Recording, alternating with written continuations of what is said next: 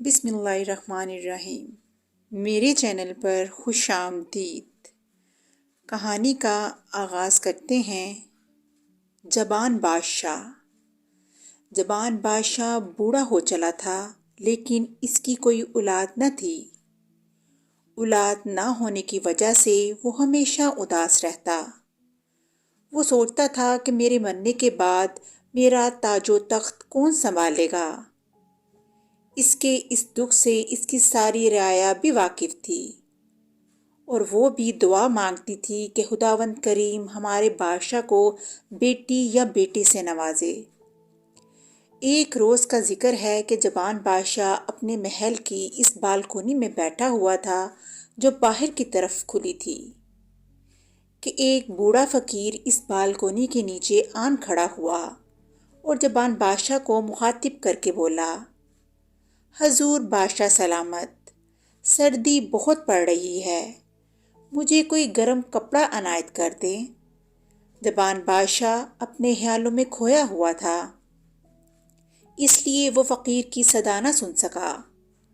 اس پر فقیر نے دوبارہ آواز لگائی، حضور بادشاہ سلامت، میرے پاس گرم لباس نہیں ہے، آپ مجھے گرم لباس عنایت کر دیں۔ اب کی بار بھی جبان بادشاہ نے فقیر کی التجا نہ سنی، وہ اپنے خیالوں میں ڈوبا رہا۔ اس کے پاس ہی اس کی ملکہ بیٹھی ہوئی تھی۔ اس نے فقیر کی درخواست سن کر بادشاہ سے کہا، عالی جاں، نیچے بالکونی کے سامنے ایک گداگر کھڑا ہے، وہ آپ سے گرم لباس مانگ رہا ہے۔ اس پر جبان بادشاہ چونکا اور اس نے بوڑھے فقیر کی طرف دیکھ کر تالی بجائی۔ تالی کی آواز سن کر بادشاہ کے روبرو ایک غلام آ کے کھڑا ہو گیا، جس سے جبان بادشاہ نے کہا، اس معزز فقیر کو ہمارے 2 گرم کوٹ دے دیے جائیں۔ غلام نے فقیر کو جبان بادشاہ کے 2 استعمال شدہ کوٹ دے دیے، جن میں سے ایک کا رنگ سرخ تھا اور دوسرے کا زرد۔ فقیر ان کوٹوں کو لے کر بادشاہ کو اولاد کی دعائیں دیتا ہوا واپس چلا گیا۔ اس کے بعد کرنا خدا کا یہ ہوا کہ اللہ نے جبان بادشاہ کو ایک بیٹی عطا کی۔ جبان بادشاہ بیٹی کی پیدائش پر بہت خوش ہوا۔ اس نے سارے ملک میں جشن برپا کر دیا، جس میں غریبوں میں خوب انعامات تقسیم کیے گئے۔ شہزادی کا نام جبان بادشاہ نے رقیہ رکھا۔ رقیہ شہزادی 1 برس کی ہوئی تو سارے یہ دیکھ کر حیران رہ گئے کہ اس کے چہرے کا آدھا حصہ لال اور آدھا پیلا تھا۔ جبان بادشاہ کو یہ دیکھ کر بہت صدمہ ہوا۔ اس نے ملک بھر کے حکیم بلا کر شہزادی کا علاج کروایا، لیکن ماہر سے ماہر حکیم بھی شہزادی کے چہرے کا نقص دور نہ کر سکے۔ تب جبان بادشاہ نے ارد گرد کے ملکوں میں بھی اعلان کروا دیا کہ جو شخص بھی میری بیٹی کا روگ دور کرے گا، میں اسے موتیوں سے بھری 10 تھیلیاں دوں گا۔ یہ اعلان سن کر دوسرے ملکوں سے بھی مشہور نامی گرامی حکیم شہزادی رقیہ کا علاج کرنے کے لیے آ گئے، لیکن وہ بھی شہزادی کا مرض دور نہ کر سکے۔ اس بات نے جبان بادشاہ کا کھانا پینا حرام کر دیا۔ اسے پہلے اولاد نہ ہونے کا دکھ تھا اور اب بیٹی کے بدصورت ہونے سے وہ اداس رہتا تھا۔ ایک دن بیٹھے بیٹھے اسے خیال آیا کہ ایک بار ایک فقیر یہاں آیا تھا، اس نے مجھ سے گرم لباس مانگا تھا۔ جواب میں میرے غلام نے اسے 2 کوٹ دیے تھے، ان میں سے ایک کا رنگ لال تھا اور دوسرا پیلا تھا۔ کہیں میری بیٹی کے چہرے کا رنگ اس کی وجہ سے تو نہیں؟ ہو سکتا ہے وہ جادوگر ہو اور اس نے کوئی شرارت کی ہو۔ یہ خیال جبان بادشاہ کے دماغ میں روز بروز پختہ ہوتا گیا۔ آخرکار اسے یقین ہو گیا کہ اس نے اس فقیر کو گرفتار کرنے کے لیے اپنے سپاہی ملک بھر میں دوڑا دیے۔ 1 ہفتے بعد اس کے سپاہی اس بوڑھے فقیر کو پکڑ کر اس کے پاس لے آئے۔ جبان بادشاہ نے بوڑھے فقیر سے پوچھا۔ بوڑھے فقیر نے آرام سے جواب دیا، کیا تم وہی بھکاری ہو جسے ہمارے نوکر نے 2 کوٹ دیے تھے؟ فقیر نے کہا، جی بادشاہ سلامت، میں وہی بھکاری ہوں۔ سچ سچ بتاؤ، کیا تم نے ہماری بیٹی کا چہرہ بگاڑا ہے؟ وہ آدھا لال اور آدھا پیلا ہے۔ فقیر بولا، جی بادشاہ سلامت، آپ کی بیٹی کا چہرہ میری وجہ سے ہی لال اور پیلا ہوا ہے۔ وہ اس لیے کہ آپ نے میرے ساتھ زیادتی کی۔ آپ نے جو 2 گوٹ مجھے عنایت کیے تھے، ان میں سے ایک گوٹ کی جیب میں نہایت زہریلا سانپ تھا اور دوسری کی جیب میں کالا بچھو۔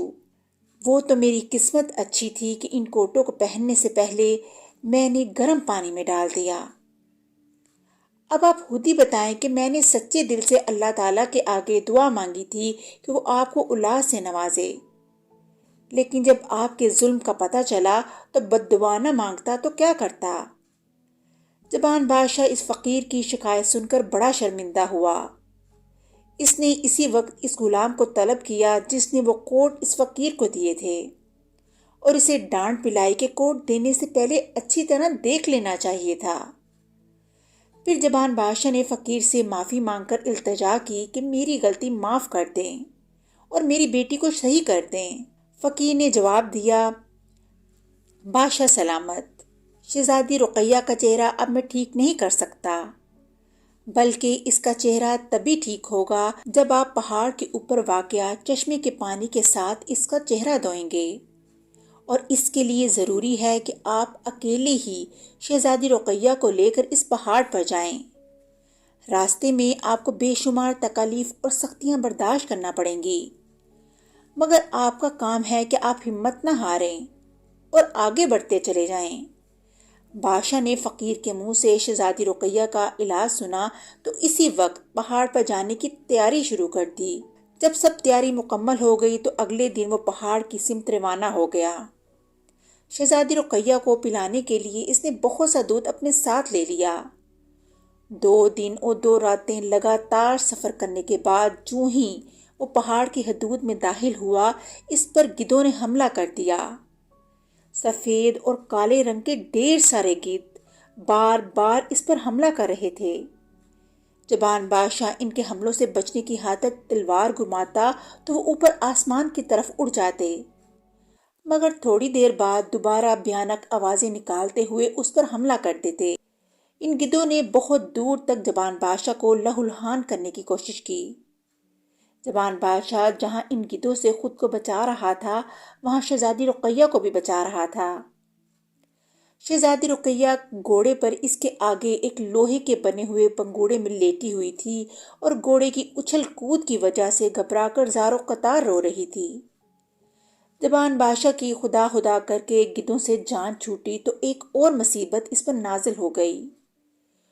وہ چھوٹے چھوٹے بندر تھے جو ادھر ادھر کے درختوں سے جبان بادشاہ پر چھلانگے مار رہے تھے اور اس کے گھوڑے کو بھی زخمی کر رہے تھے۔ جبان بادشاہ گو کہ بوڑھا تھا لیکن بیٹی کی محبت سے بے حد طاقتور ہو گیا تھا، جس کی وجہ سے وہ لگاتار بندروں کا تلوار کے ذریعے مقابلہ کرتا رہا۔ آخر کار بندروں کا علاقہ بھی ختم ہو گیا، جس پر جبان بادشاہ نے سکھ کا سانس لیا۔ اس نے نیچے اتر کر زخمی گھوڑے کے زخم صاف کیے، ان پر مرہم لگایا اور دوبارہ اپنے سفر کا آغاز کر دیا۔ ابھی تھوڑی دور ہی گیا تھا کہ اس پر بے شمار بیڑیے ٹوٹ پڑے۔ بیڑیوں کی خوفناک گڑاہٹ سے جبان بادشاہ کا گھوڑا بدحواس ہو گیا۔ دوسری طرف شہزادی رقیہ نے رو رو کر آسمان سر پر اٹھا رکھا تھا۔ جبان بادشاہ اس صورتحال سے بڑا پریشان ہوا۔ اس سے نیزہ چلانا مشکل ہو گیا۔ وہ کبھی اپنی بیٹی کو سنبھالتا اور کبھی بیڑیوں کو پیچھے دور بھگانے کی کوشش کرتا۔ گھوڑا ڈر کر چھلانگے مار رہا تھا۔ جبان بادشاہ کا اس پر بیٹھنا مشکل ہو گیا، پھر بھی وہ کسی نہ کسی طرح بیڑیوں کے حملوں کا مقابلہ کرتا رہا اور آخر کار وہ وہاں سے بھی نکل کھڑا ہوا۔ جبان بادشاہ نے بڑی بہادری اور دلیری سے بیڑیوں کا مقابلہ کیا۔ اس کے بعد بادشاہ نے نئے سرے سے گھوڑے کے سموں کو صاف کیا اور باقی ماندہ فاصلہ طے کرنے لگا۔ پہاڑ اب زیادہ دور نہ تھا، وہ زیادہ سے زیادہ 1 کوس کے فاصلے پر تھا۔ جبان بادشاہ کی خوشی کی انتہا نہ رہی، لیکن یہ خوشی اس کے لیے عارضی ثابت ہوئی، کیونکہ اب ریچھوں کا ایک علاقہ آ چکا تھا۔ پہاڑی ریچھ بہت موٹے اور ہاتھی جتنے بڑے تھے۔ وہ سامنے آئے تو جبان بادشاہ کے گھوڑے نے زور زور سے کانپنا شروع کر دیا۔ ریچھ ان کی طرف ایسے آ رہے تھے جیسے کالی گٹائیں بڑی چلی آ رہی ہوں۔ زبان بادشاہ بھی ان بھیانک ریچھوں کو دیکھ کر لرز گیا۔ ریچھ پچھلے پیروں پر چل رہے تھے اور بار بار اس پر حملہ کر رہے تھے۔ زبان بادشاہ کا گھوڑا دوڑنا بھول گیا اور ریچھوں کے خوف سے ایک جگہ ہی جم کر کھڑا ہو گیا۔ زبان بادشاہ نے ایڑیاں مار کر اسے آگے بڑھنے کے لیے بہت کہا، مگر وہ ٹس سے مس نہ ہوا۔ چنانچہ زبان بادشاہ گھوڑے سے کود گیا اور ایک ہاتھ میں تلوار اور دوسرے ہاتھ میں نیزہ تھام کر ریچھوں کا مقابلہ کرنے لگا۔ اگلے ہی لمحے ریچھوں نے گھوڑے پر حملہ کر دیا اور گھوڑے کو گردن سے دبوچ کر وہاں سے غائب ہو گئے۔ ریچھ گھوڑے کو لے کر ایک گہری کھائی میں اتر گئے، جس کے بعد وہ ریچھ بھی بھاگے جنہوں نے زبان بادشاہ کے گرد گھیرا ڈالا ہوا تھا۔ زبان بادشاہ پاگلوں کی طرح دوڑتا ہوا کبھی ادھر اور کبھی ادھر گھوڑے کو ڈھونڈ رہا تھا، کیونکہ گھوڑے کے ساتھ ساتھ شہزادی رقیہ کا جھولا بھی ریچھ لے گئے تھے۔ زبان بادشاہ کے لیے دنیا اب ویران ہو گئی۔ اس نے سوچا کہ اب اس کے جینے کا کیا فائدہ۔ چنانچہ وہ خودکشی کرنے کے لیے ایک اونچی جگہ پر چڑھ گیا اور چاہتا تھا کہ نیچے کھائی میں چھلانگ مار دے کہ کسی نے اچانک اس کے کندھے پر ہاتھ رکھ دیا۔ بادشاہ نے مڑ کر دیکھا تو ششدر رہ گیا، کیونکہ اس کے سامنے وہی فقیر کھڑا تھا۔ فقیر نے زبان بادشاہ کا کندھا تھپ تھپایا اور مسکرا کر کہا، زبان بادشاہ، تم اس امتحان میں پاس ہو گئے جو میں نے تم سے لیا ہے، اس لیے آؤ میرے ساتھ۔ یہ کہہ کر فقیر بکاری زبان بادشاہ کو پہاڑ کی چوٹی پر لے گیا۔ وہاں زبان بادشاہ نے دیکھا کہ ایک نہایت شفاف پانی والا چشمہ بہہ رہا تھا اور اس کے کنارے پر شہزادی رقیہ کھیل رہی تھی۔ وہ اب لال پیلی نہیں رہی تھی، بلکہ گوری چٹی ہو گئی تھی۔ اپنی لاڈلی بیٹی کو دیکھ کر زبان بادشاہ بے قرار ہو گیا اور دوڑ کر اس کے پاس چلا گیا اور اسے اپنے ہاتھوں میں اٹھا کر خوب پیار کیا۔ پھر اس نے فقیر سے پوچھا، اے نیک دل بزرگ، یہ سب کیا ماجرا ہے؟ میری بیٹی کو تو ریچھ لے گئے تھے، یہ کیسے یہاں پہنچی؟ بزرگ نے کہا، زبان بادشاہ، میری دعاؤں سے اللہ تعالیٰ نے تمہیں بیٹی عطا کی۔ میں یہ دیکھنا چاہتا تھا کہ تمہیں اپنی بیٹی سے کس قدر محبت ہے، لہٰذا میں نے اس کا چہرہ آدھا لال اور آدھا پیلا کر دیا تھا۔ میرا خیال تھا تم اس کا علاج نہیں کرواؤ گے، لیکن تم نے اس کے علاج کی خاطر دن رات ایک کر دیا۔ پھر تم نے مجھے ڈھونڈ نکالا اور مجھ سے کہا کہ میں اس کے چہرے کو ٹھیک کر دوں۔ میں نے تمہارا مزید امتحان لیا اور تمہیں پہاڑ پر بھیج دیا۔ تم نے اس سے بالکل انکار نہ کیا اور میرے بیچے ہوئے بندروں، گدھوں، بیڑیوں اور ریچھوں سے لڑتے ہوئے یہاں پہنچ گئے۔ اس کا مطلب ہے تمہیں واقعی اپنی بیٹی سے بے پناہ محبت ہے۔ چنانچہ میں نے تمہارا امتحان ختم کر دیا اور تمہیں خودکشی کرنے سے بچا لیا۔ اب میں خوش ہوں۔ میں نے شہزادی رقیہ کو بھی ٹھیک کر دیا ہے اور تمہارا گھوڑا بھی پہاڑ کے نیچے کھڑا ہے۔ چنانچہ جاؤ اور ساری زندگی خوشی سے رہو۔ یہ کہہ کر بزرگ وہاں سے غائب ہو گیا، جس کے بعد زبان بادشاہ نے شہزادی رقیہ کو اپنے کاندھے پر اٹھایا اور پہاڑ سے نیچے اتر گیا اور اس کو ساتھ لے کر محل میں واپس آ گیا، جہاں ملکہ بے تابی سے اپنی بیٹی اور بادشاہ کا انتظار کر رہی تھی۔ جب اس نے اپنی بیٹی کو دیکھا تو بھاگ کر گلے لگا لیا اور اللہ تعالیٰ کا شکریہ ادا کیا کہ اس نے بادشاہ کو اور اس کی بیٹی کو صحیح سلامت واپس بھیج دیا۔ اور اس طرح کہانی کا اختتام ہو گیا۔ اگلی کہانی کے ساتھ پھر ملیں گے، تب تک کے لیے اللہ حافظ۔